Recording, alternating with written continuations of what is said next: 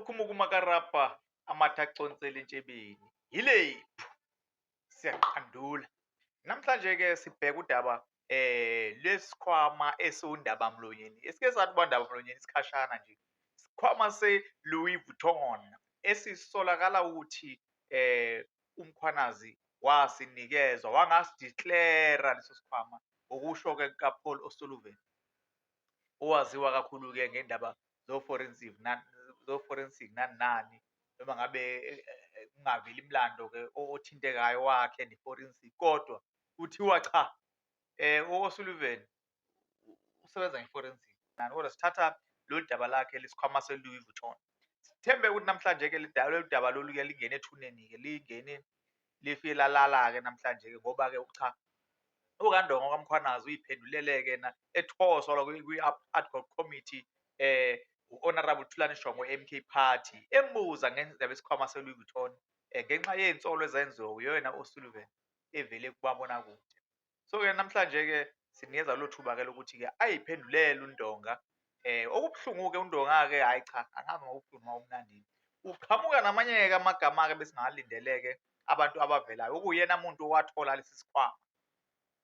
Uyamveza uthi impela cha akavele nangu ayivele lobala njengezinqa zeselesele uyalibiza igama uthi ubani iBrigadier Leon Ras.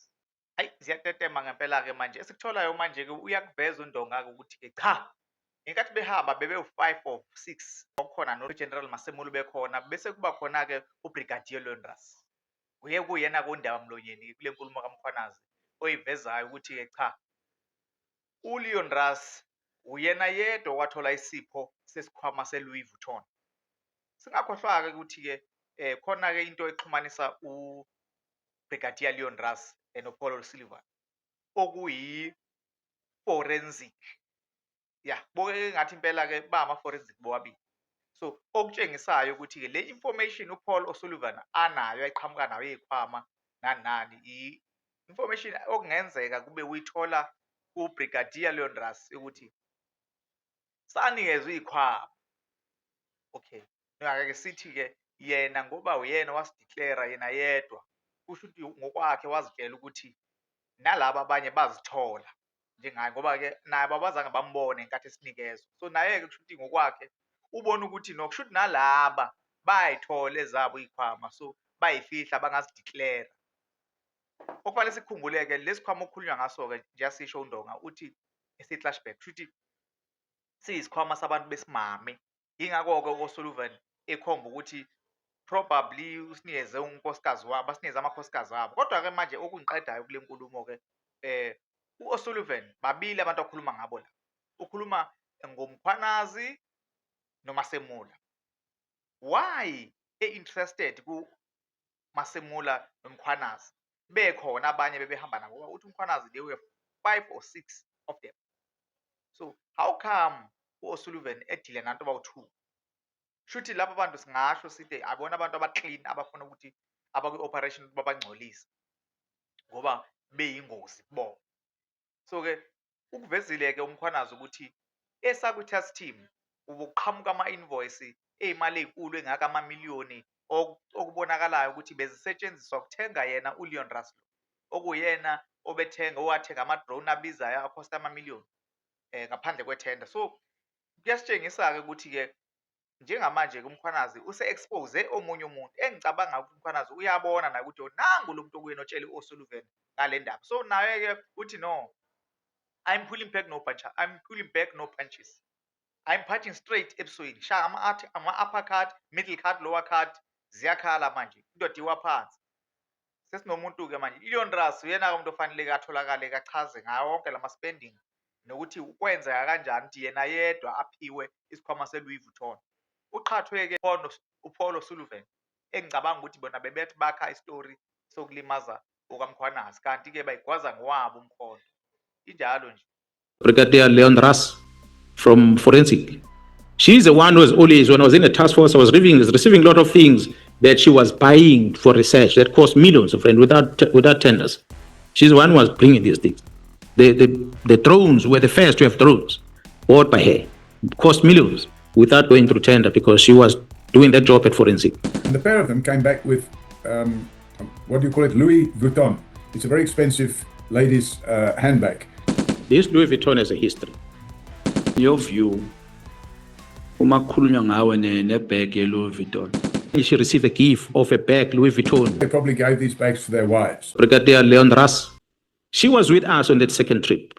We were about 5 or 6 of us.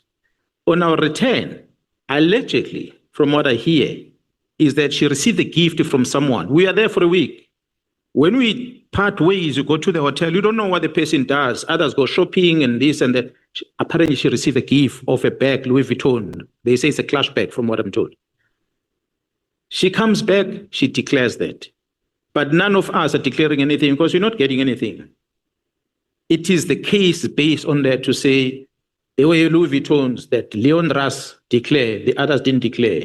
So which means that's why Paulo Sullivan will say, I don't know what he did with Louis Vuitton. That means he gave it to his wife because he knows that it was a clash bag, it's a woman's bag that was given to Brigadier Leon Ras.